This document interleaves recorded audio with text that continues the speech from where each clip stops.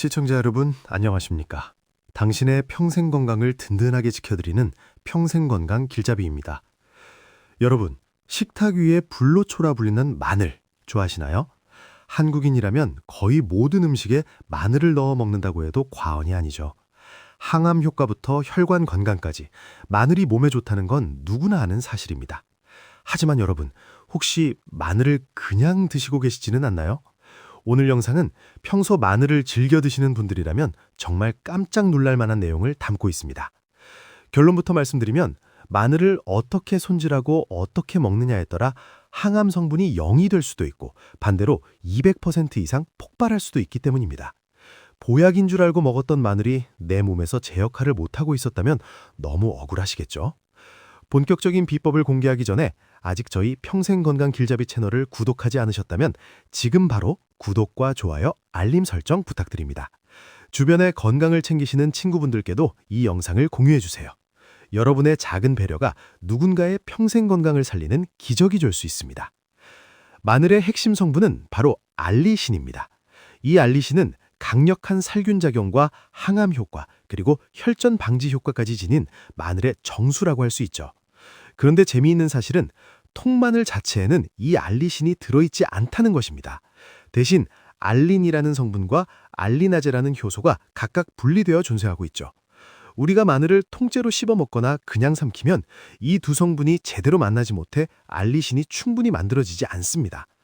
특히 위산에 약한 효소 특성상 제대로 활성화되지 않은 상태로 위장에 들어가면 그 귀한 효능이 대부분 사라져버립니다. 즉, 마늘을 그냥 먹는 것은 영양분의 껍데기만 먹는 것과 다름없다는 뜻입니다. 그렇다면 어떻게 해야 이 잠자고 있는 마늘의 항암 에너지를 깨울 수 있을까요? 그 비밀은 바로 상처와 기다림에 있습니다. 자, 이제 마늘의 항암 효과를 200% 높이는 가장 중요한 핵심 비법을 알려드리겠습니다. 마늘을 드실 때 반드시 기억해야 할 키워드는 딱 두 가지입니다. 바로 으깨기와 15분의 법칙입니다. 마늘 속의 알린 성분이 항암 물질인 알리신으로 변하려면 반드시 알리나제라는 효소와 만나야 합니다. 이 둘이 만나게 하는 가장 좋은 방법은 마늘에 물리적인 충격을 주는 것입니다. 즉, 마늘을 얇게 썰거나 으깨서 마늘의 세포를 파괴해야 합니다. 마늘을 으깨는 순간 분리되어 있던 성분들이 서로 섞이면서 강력한 항암 물질이 만들어지기 시작합니다. 여기서 많은 분이 놓치시는 결정적인 실수가 있습니다. 마늘을 으깨자마자 바로 뜨거운 팬에 볶거나 물에 넣고 끓이는 것이죠. 여러분, 알리나제 효소는 열에 매우 취약합니다. 으깨자마자 열을 가하면 효소가 파괴되어 알리신이 만들어질 기회조차 사라집니다. 그래서 필요한 것이 바로 15분의 기다림입니다. 마늘을 다지거나 으깬 후 바로 조리하지 말고 실온에 약 15분 정도 그대로 두세요. 이 시간 동안 마늘 안에서는 화학 반응이 일어나면서 알리신 수치가 최고조로 올라가게 됩니다. 일단 한번 생성된 알리신은 열을 가해도 어느 정도 유지가 되기 때문에 15분만 기다렸다가 요리에 사용하시면 그냥 드실 때보다 항암 효과를 수배 이상 누리실 수 있습니다. 또한 마늘을 익혀 드실 때 주의할 점이 하나 더 있습니다. 마늘의 또 다른 항암 성분인 S알릴시스테인은 삶을 때 더 많아진다는 사실 알고 계셨나요? 국립농업과학원의 연구에 따르면 마늘을 끓는 물에 삶았을 때 이 성분이 생마늘보다 무려 4배나 높게 나타났습니다. 반면 기름에 볶는 경우에는 이 성분이 줄어들 수 있습니다.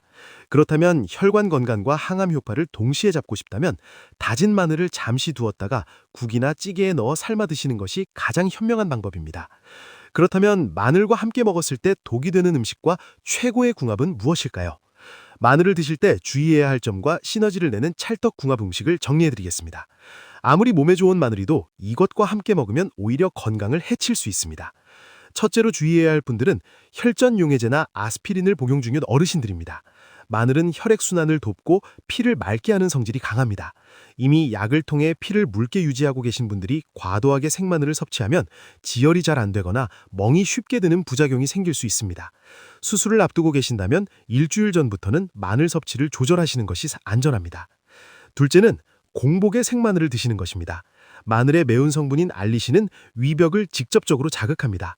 위장이 약해진 시니어 어르신들이 아침 빈속에 생마늘을 드시면 위 점막이 손상되어 위염이나 식도염을 악화시킬 수 있습니다.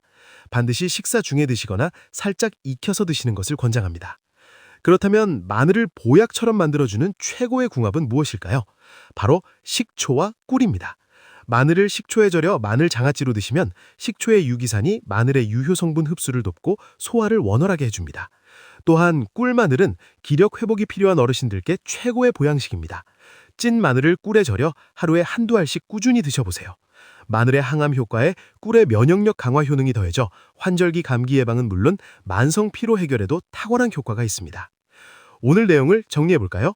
마늘의 항암 효과를 200% 높이려면 첫째, 마늘을 으깨거나 다져라.